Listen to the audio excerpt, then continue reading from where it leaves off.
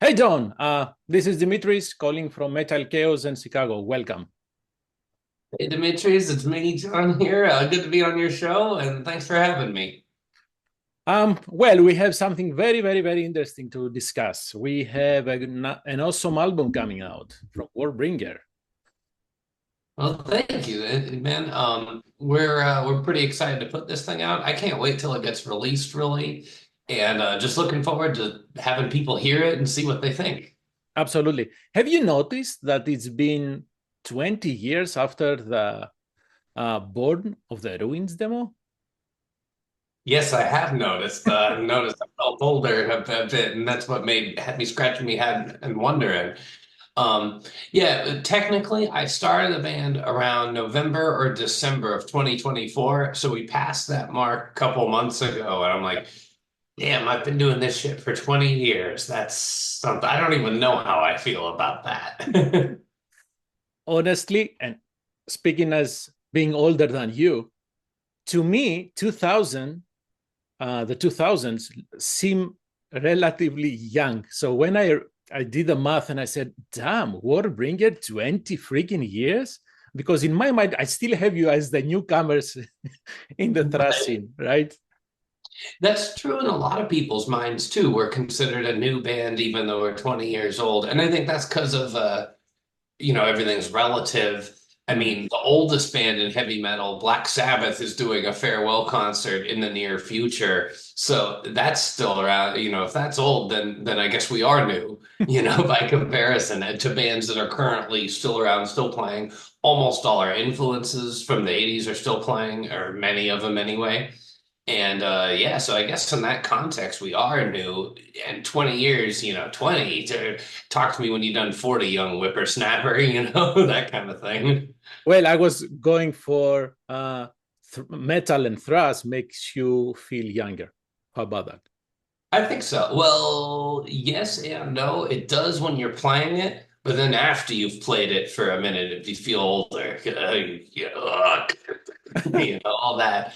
That definitely gets to me. But still gonna headbang for the whole time, every single set, because there's just no other way to do it. Although you do raise a good point because recently I have discovered some new pains that I didn't after shows. So yeah, Yeah.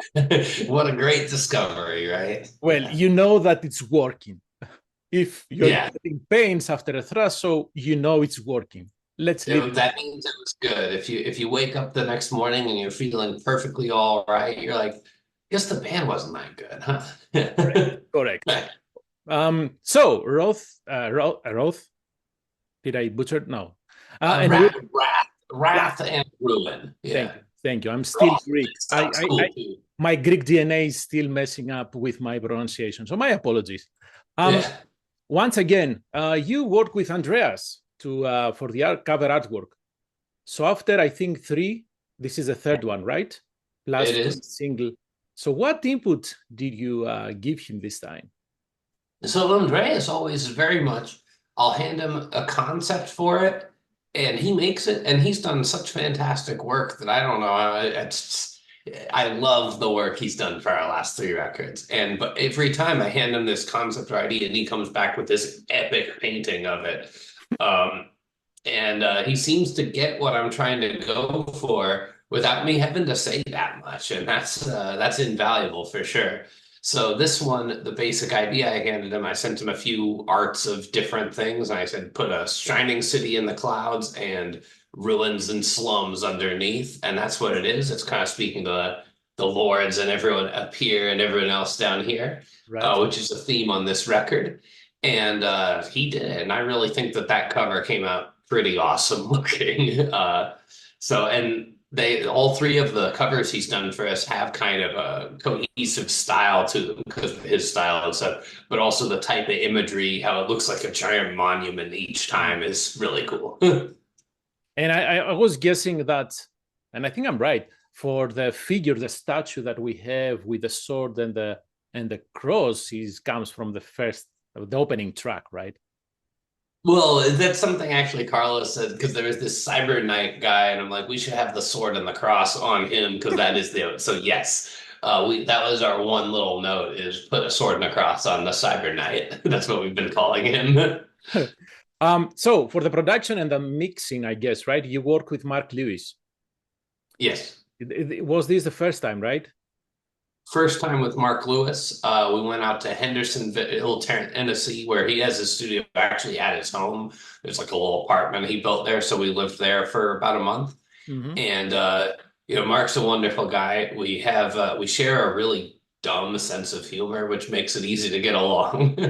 And the guy, one thing that I really liked about the way he works in the studio is he was really trying to, sometimes you hear with modern recording, oh, don't worry, we'll fix it in editing, that kind of thing. And no, none of that. Everything had to be sounding almost how it sounds now on just the recording. When we record it, the raw tracks sound 90% similar to the finished product you get. Now, the mixing and mastering does add a nice coat of polish, but that's all it is. It was pretty much just trying to get those takes we have shining through. We spent like a day and a half just testing different, not just the guitar amps, but every speaker. We had like 8 different guitar amps out there, and they tested every guitar with every speaker through every head in like every possible combination of gear we had. They tested all of it to get that guitar tone. So he worked that way, and I really liked that about it. So was this the first time you did that in the studio, testing everything and trying everything, or was it because it was a new studio? Well, we tested we usually, you don't just plug in and take the first thing that you get. But I think it was more extensive than it's ever been before. Okay. Because we spent literally more than an entire day only on that. Jeez. So that was normally we play with different sounds, we test different things, but it's never been that thorough, I guess.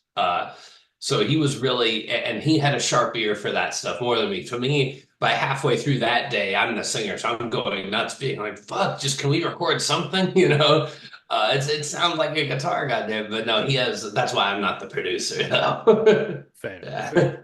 So was this because you guys were searching for a specific tone, for a specific sound, something different from the previous record? To an extent, I'd say. The thing we did to really achieve that was we just changed the guitar tuning before we wrote anything. Oh. We decided we're going to do it all in D standard tuning as opposed to E flat, which is what we've been in. And the reason for this was we figure if we just change the way the guitar sounds a little, that's going to have knock-on effects in how the whole record feels, and it will make it stand out before we even start talking about how the songs are going to be interesting or different, which we try to do as well. That will just have a different color, kind of. So yes, we were definitely trying to just get the sound to be a little different, and choosing to work with a different producer. Mark Lewis was also part of that idea, saying we're just going to change some stuff in the sound and see what we get. We didn't have any particular thing in mind. We wanted generally to be a little darker and more extreme, whatever that means. But that's as much as we had. So after that, we just want to change a few things sonically and kind of see what we get. And we know that it won't be the same as before, and that's good. Yes. And after you have made that decision, you started working on the music. Yeah, pretty much. Before we started working on the music, I actually had 2 to 4 of the lyrics. I forget how many. Not the whole lyric, but the song title and some of the stuff that's in there. So, for instance, the first thing I wrote on the whole record was the end verse for Sword and the Cross, the last minute or so of the song. So the rest of it was, how do we get to that? But yeah, so I had Sword and the Cross and Better World ideas for what those songs are all written out and shared with everybody before we started writing. And so that's kind of where we began the record, and we sort of filled it in from that point. So from those 2 songs, there's kind of a theme that emerged and made them suitable singles, because that's where we started the records. That's where everyone else gets to start the record too, I guess. So is this your usual recipe, having the lyrics first and then the music? That sounds, from a non-professional, I'm just a listener. It sounds right the other way around. But usually in metal, they do it the other way around. And especially in like thrash or death metal or something, But I think that that is something that we do that makes us stand out is that Mm. there is this almost like storytelling element in some of our songs that I think you don't have a lot of the time in the genre. And it's because we work this way that we're able to do it. We don't always do it one way or the other. We'll take a good idea, whichever direction it comes from, is kind of Yeah, how we think about it. So because if we have a great riff, then that doesn't have a lyric for it yet. It's like, well, we better come up with some because that riff rules, you know. So we'll do it that way as well. This record, most of the songs began with the lyric and then trying with the concept more than the lyric. So I would have a concept and I'd have a few lines, and then we would write the song, and then I would fill in the lyric. That's and kind of how. just to make sure I didn't say anything wrong, I'm not saying there is a right way or a wrong way, because in Oh metal no, there is no right or wrong. It's music. Well, yeah. not in metal only, every in every I aspect. think it does because we do this is like backwards, I think, from how a lot of bands do it. And I think that does help us be Mhm. interesting in a different way. Um, And historically speaking, yeah, I feel even as a younger metalhead, when I started listening to thrash, the thing that drew me also was the lyrics. You know, thrash has is opinionated, has yes. something to say, right? And I believe in my mind draw some influences from punk, like you are spitting in the face of society, you are on the norms, going against the grain. So, and this is 100%. this is what Yeah, I was drawn to in the Warbringer, the new album. yeah, and it behooves you to have something. So I asked myself, so first off, everything you said about the thrash genre, absolutely agree. And that's part of, so this is an angry style of music, right? Everyone Mm-hmm. knows that. Why are you pissed off? You know, there you go. And you just answer the question there. And why do I, and even more than why are you pissed off? As a listener, why do you want to hear something that's pissed off like this? It's because you connect to it, and the reason you connect to it is because you already have that anger, and the reason you already have that anger is because at some point the world fucked you over, you know, Yes, yes. or it does every single day in little Mm-hmm. ways that you just have to put up with. Um, and so I think that's the artistic value of something like thrash metal is as an outlet, a release valve for those kind of feelings. And that's why it feels so good to go nuts at a metal show or whatever, is because you have all this inside and you get to let it out and kind of cleanse yourself of it a bit.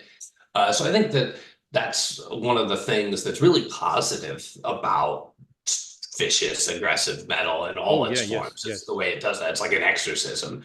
And I think it does that better if you are writing directly about true things that people actually feel that are real, you know? Oh yeah, So yeah. I've done some dark fantasy and whatever, but most of the Warbringer songs is about socio-political economic stuff in the real world, whether it be like you know, the conditions on a World War I battlefield or the conditions in your daily life. This is stuff people had to or do go through. And I kind of had this thinking a couple albums ago on Road to the Vanquish where I'm like, I'm going to write about real stuff. Mm-hmm. And I just, that's been, I wasn't doing that for my whole career, but Woe to the Vanquish and after, I'm like, yeah, that's what I should be doing. I feel this way about it. And I've tried to continue that on Wrath and Ruin.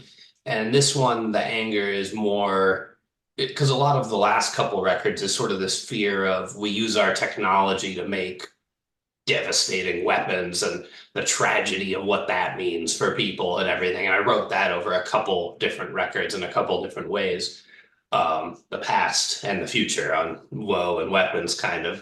Mm-hmm. And then here it's more about the dynamics of class power in society. And the first song, Sword in the Cross, basically I realized like, dude, I'm a peasant.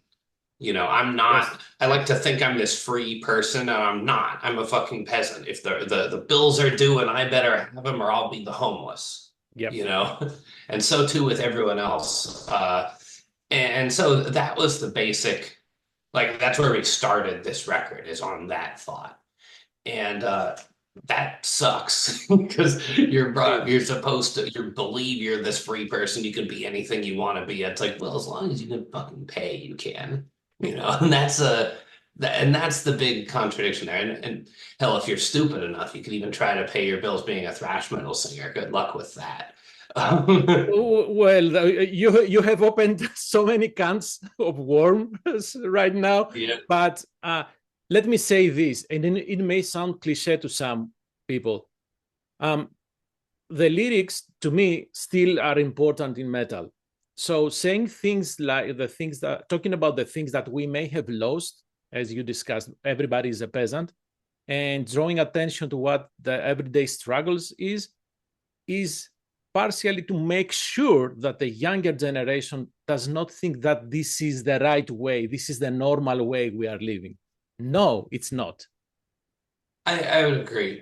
And Right? I think when we talk, some people in metal say they don't care about the lyrics and it's just riffs and cool noise, basically. And that's okay. And Sure. that's okay if you, yeah, agreed. For me though, I'm writing lyrics, so I can't. If I take that attitude, it's a cop out, and I shouldn't be on the stage in front of you. I have to take it seriously because I'm writing it. Mm-hmm. So especially on record 7, I should be taking it seriously. Or what the hell am I doing here artistically? Right? I need to be moving somewhere and improving because I love my metal and I take, and because I love it, I take the art seriously and I try to do the best I can. So whether that's good or bad is for someone else to judge. But if I'm not at least trying, get me out of here.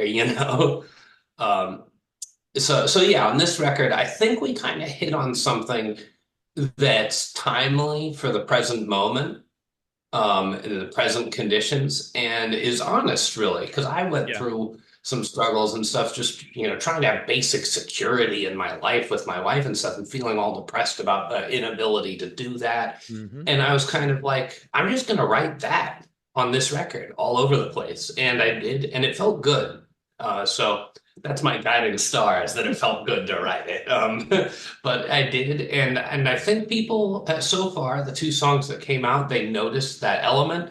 Most of the journalists are commenting on that, so that tells me that I'm doing the right thing. Right. And speaking of lyrics, I love the antithesis that you have with the title "A Better World" and with the lyrics. I love the antithesis there, man. It's The irony, band did, everything. the band did not think that that was a cool sounding title at first. I had to sell them on that one. Well, they are right, but because it's not, that is why it's so good. Yeah, If I'm it's making got that sense. cool irony. Yeah, because the singer there has pretty much given up on everything and is just like trying to keep his head down, numb himself with whatever drugs he prefers, whether clinical or illegal, doesn't Mm-hmm, matter mm-hmm. much. Yep, Yeah. yep. And that's kind of the inner voice in me right there that's giving up on any hope of anything. And there's some of that for real, because we look at the state of the world and we know, okay, the next generation is going to have it worse than us. That one way or another, that's almost certainly true. And whether that's due to the climate or AI surveillance in their daily lives or the rising cost of everything, or more authoritarian power structures on top of them, all of that's going to happen basically. And nobody's going to change it, it looks like. And as much as some people like to say, maybe music can be the voice for change, No. you know, No. the hippies lost, the punks lost, and I guess as a counterculture movement, metal lost too. That's the sad truth of it. And I think Agreed. just putting that in your pipe and smoking it, well, is more honest than trying to pretend. And so I really think that A Better World hits it. So I was wondering, I'm like, is this too pessimistic? Because it's fucking dark and really bleak. But I It thought it is, was. but it is, and that's another reason for being so good. I appreciate that. I'm glad you can connect with it, and it doesn't, because I don't know how it's going to come off. And of course, I think writing a lyric like that is very difficult because I've seen a lot of lyrics in metal that try to tackle this feeling that there's something wrong about modern life. Mm-hmm. And they end up coming off very like, you damn kids and your cell phones. And that's not the song I'm trying to write. So I think my way to avoid that, because I am talking about the influence of technology on the mind and all those themes, right, which are real, I Right. think. the way I've tried to avoid that is by saying, putting it all in the I tense. So it's not, I'm saying you're addicted to your fucking phone. I'm saying I am. And that hurts me, and then it's not preachy. It's more like confessional almost. Well, That was the thinking. And yeah. speaking about the younger generations and how they have been using their phones, hold on, it's our fault too. We are the ones teaching the younger generation. We are the ones that screw up the world, Yeah. right? So and the older people are addicted to technology too. Let's right. not. So let's And they, stop blaming anyone. It's everybody's fault right now. Although well, it's. for the kids, it's very difficult because we made it difficult. I think it's business's fault. I don't think it's like the people's fault. I think, do you blame the fish for biting the lure that was designed to attract it? Is it the fish's fault that the thing that was designed intelligently to psychologically appeal to the fish did Well, appeal to the fish? I can only You say know, that it's because the older fishes did not teach the younger fish to avoid, right? there is an argument there. But the older fishes got hooked too in this case because Fair, the fair. lure is so advanced. Correct. Because they basically designed this stuff to be an attention maximizer because the business model is to deliver as many advertisements into your brain as possible. Yeah. And there's some other alternate reality where they design these things as a public service to help people talk to each other or whatever. And that's a totally different thing, right? The way that they're designed to be these attention maximizers. And the fact that people and human psychology is knowable, like you can study it and find angles to attack it. That's what advertising has been doing since forever, and it's just getting better. And now that you have algorithms guiding that and whatever, it's almost like you could boil a person's wants, needs, and desires down to an equation, and it works. And that's kind Well, of the scary they part. have done this, right? The algorithms is just like that. They are being taught what you like, what you are browsing, and I will deliver those ads for you and then expand a little bit your interests to buy more. Right. Well, and we can even push it one way or another. Oh, because you can kind of lead them like the donkey following a carrot or whatever without them realizing.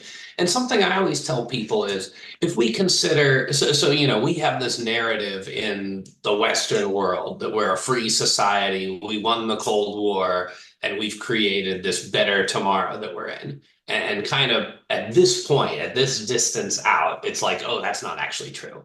Mm-hmm. Is kind of how I see it. At this point in history, we see this. And this is But if for, we look at, you are talking about the if age we of look, her, right?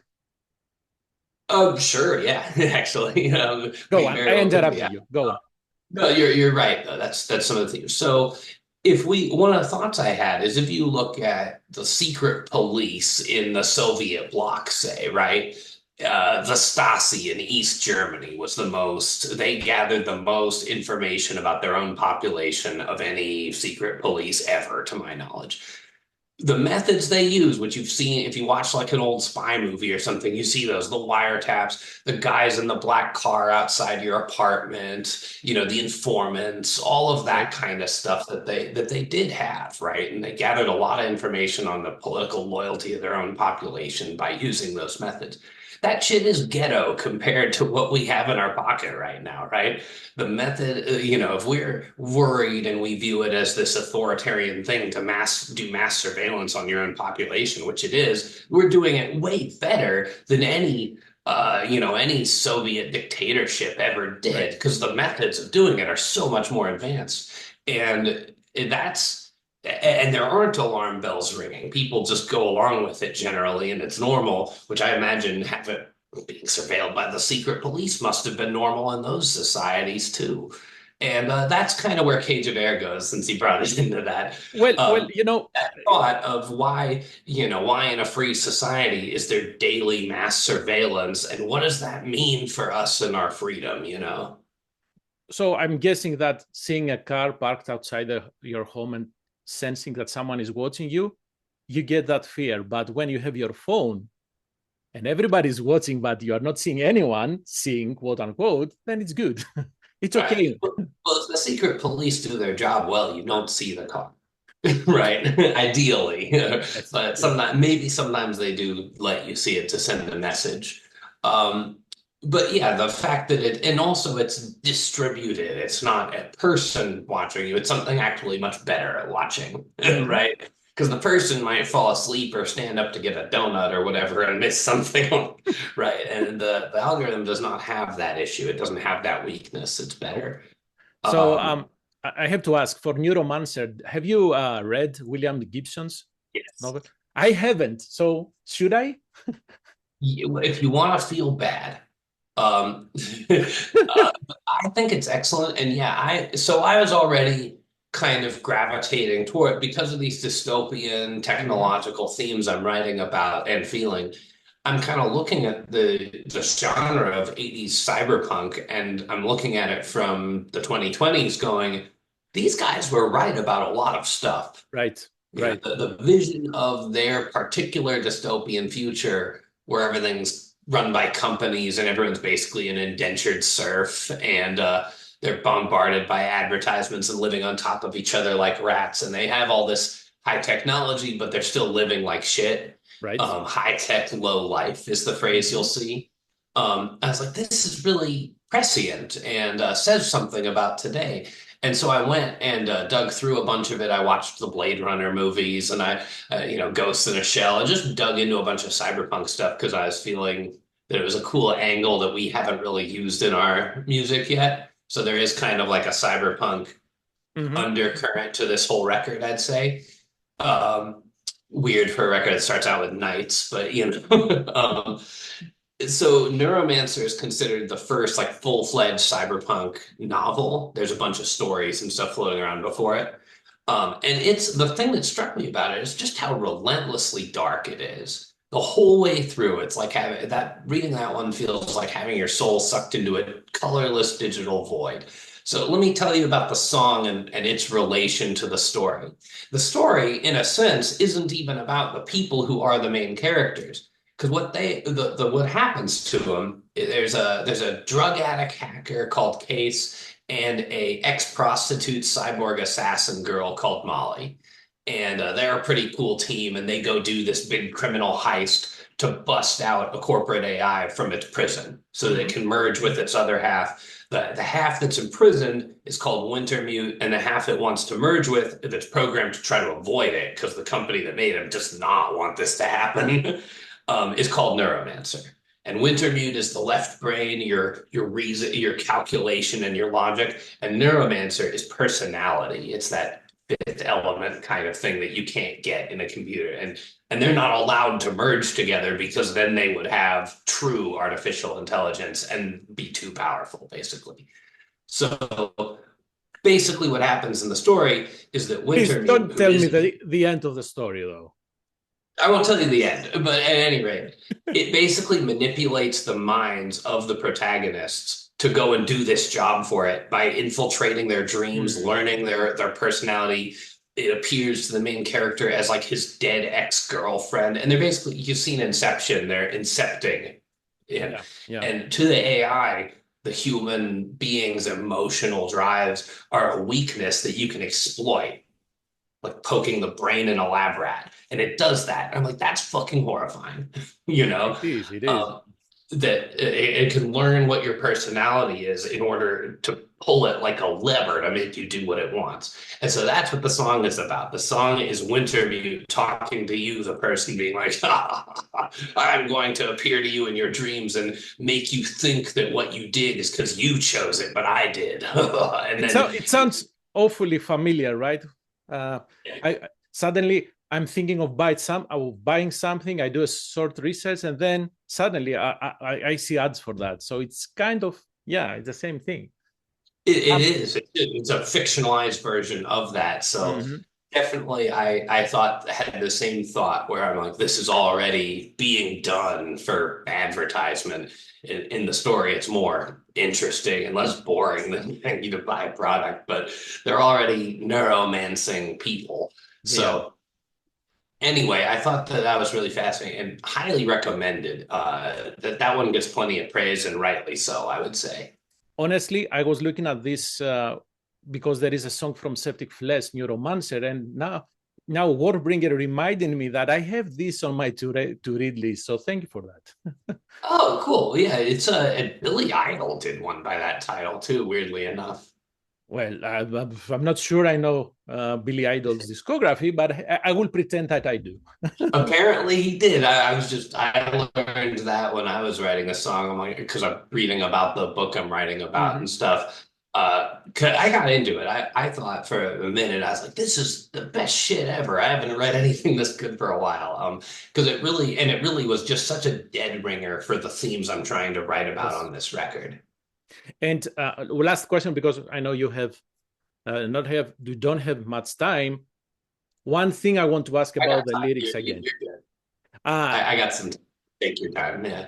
perfect. So through a glass darkly, are you talking about the concept of the internal champion or not? Well, so not Michael Moorcock's Eternal No, Champion, well, even sort of. beyond that, right? Sort of the idea, yes. And I didn't actually, so Through the Glass Darkly is very literal. There's a poem by that title by the US World War II General George S. Patton. Hmm. And there's a scene in the film Patton, which is how I learned about this, where he talks about reincarnation. He's in North Africa and they're fighting Rommel in 1942, 43 or something. And and he has them turn the Jeep off to the side somewhere into some ancient field. And there's some old columns, and he's narrating, and he talks like this the whole movie, you know. But he's going, over there stood the Romans, and here was the Carthaginians, and here's how the battle went down. And I remember because I was there 2,000 years ago. I'm like, that's awesome. That was the best scene in that movie. And it turns out that the guy actually did write a poem, a pretty lengthy one, called Through a Glass Darkly. And apparently he really believed that George S. Patton was like the thousandth reincarnation of some warrior who had, he had hunted mammoths in the Ice Age. He had marched with Caesar. He had rode in Marat's cavalry under Napoleon and every other conflict ever fought by human hands. He had fought and died in all of them. I was like, that is fucking cool. So this That is the gives me chills. Yeah. this is the concept of the eternal champion. It's not the person that they have to do something good all the time, but they are doing things that they can guide the history. So it is. Yeah, so I think in this, it's not even necessarily that it guided history, though Patton imagines himself riding with every famous commander that he learned about in military history, right? And I have some of that in there. I get to drop Caesar and Constantine and whatnot, which is cool for me.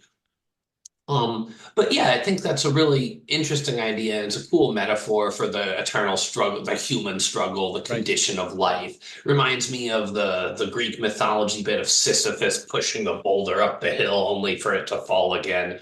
Sort of you rise once more and you live this whole life only to die on this battlefield, and then you do it again. And at some point, if you're conscious of this, you must go like, why? Right. Right. My favorite line there, and so I actually took, if you search Through a Glass Darkly by George S. Patton, you'll actually find it. It's out there. And I just straight up took lines from this and put them in the song directly. The chorus line is directly quoted. The best line in there, I thought, which I did get into the song, is he said, I had to paraphrase a bit to get it to fit the meter, but it's the same idea. It's in that poem that Patton believes that he was Longinus, the legionnaire who stabbed Jesus in the side with the spear on Golgotha. And then he was also countless Christian soldiers who died praying to that same God. And I'm like, that's a fucking heavy line. Yes, I'm an yes. atheist. I'm not religious either, but the religiosity in metal, the imagery and symbolism hits. Yep, Yeah. yep. And exactly, again, this is, to me, this is why I asked the question, because of that paragraph, because it is the depiction of the eternal champion that he's doing something bad. Mhm. On the next verse, he's calling for that person. He kills the savior, by then he calls his name. So that was cool. Yeah. Yeah, and I didn't write that. I'm just preaching pretty much this exists. This is awesome literature right here. Yeah. And you wouldn't expect General Patton, who's kind of a bit of a nut, really. He's an aggressive tank commander, to have written that, but he did. And I'm like, wow, that's so that doesn't have too much to do with some of the dystopian themes of the record, but I think it just taps into this idea of the eternal human struggle and is just cool and evocative in its way. And so I really like how that song came out, actually. Oh yeah. That's the next single, so there's a video for that you'll see pretty soon. A lyric or music video? Music video. Oh, cool. Great. Yeah. And I had a note to ask you about Cage of Air of Where. Cage of Air. What do we hear in the beginning? There are some voiceovers. It sounds like from a movie. No, actually, it's I wrote those, and it's me, Adam Carroll, and my wife. Wow. Yeah, so I'm the voice that says there's never been such a thing as a free country, country, country. That's that one. And then Adam was like, we value our human resources. And I told him we got to just say it all fucked up like he's a robot or something. And then my wife is like doing this like 50s woman on benzos, like, I don't know, doctor. I just feel so empty, empty. And we were talking about those. I'm glad we got those on the record because it reminds me of something you would hear in like a Pink Floyd song or something, the Mhm. way the voices are. And I love that kind of music too. So I thought that was cool. And I like how the voices give you this sense of it's about this emotional void of modern life before you even hear a note in the Yes. song. Yep. So I really like how you can use those non-musical elements to set the tone in music, I think. I think that's a cool thing that we probably haven't explored enough, but just like sound and words and all that can enhance the music and kind of put a feeling in your heart and head before we even start playing. Yeah. And honestly, I was searching for movie codes and I found nothing. And I said, where did they find this thing? Thank I you. just wrote no, we recorded those. I wrote the lines. It's Thank you just for that. that I wrote them.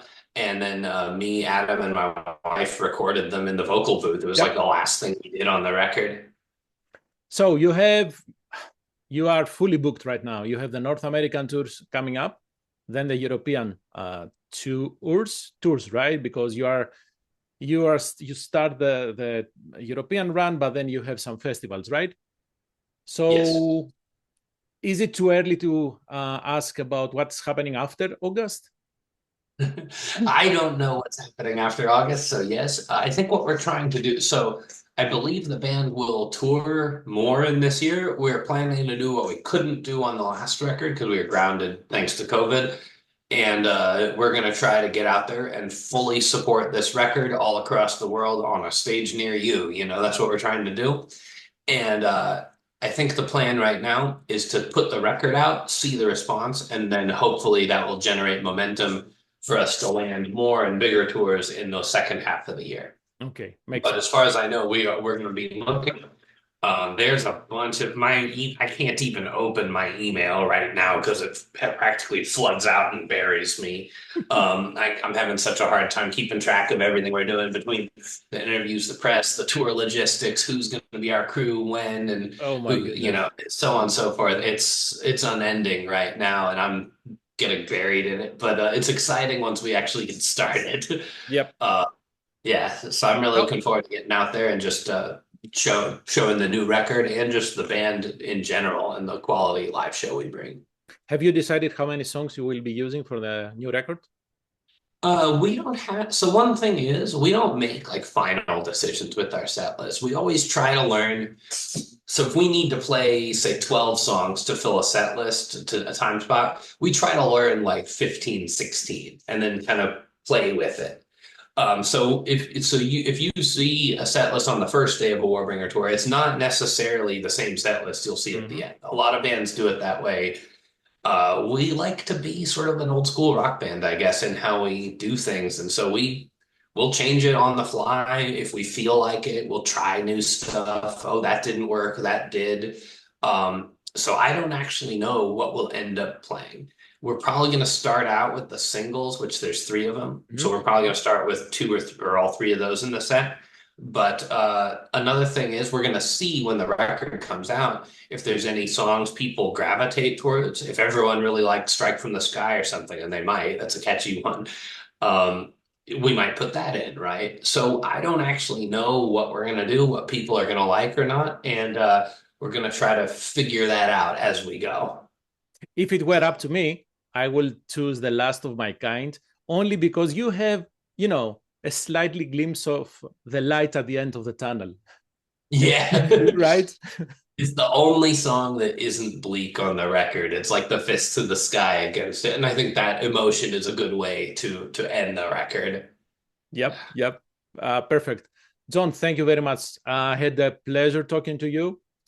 Love the lyrics, as I said. There are so many things that we can discuss. Have safe tours, have great tours, safe traveling, stay healthy, and see you in Chicago at Reggie's. Hey, thanks so much for the interview, man. I do appreciate it. I'm really glad you liked the record. I hope everyone listening does too. Check out Wrath and Ruin, and we hope to see you out there from the stage somewhere. Bang your heads and never stop. Great. Thank you. Have a great rest of your day. Adios, dude. Take Bye bye. care.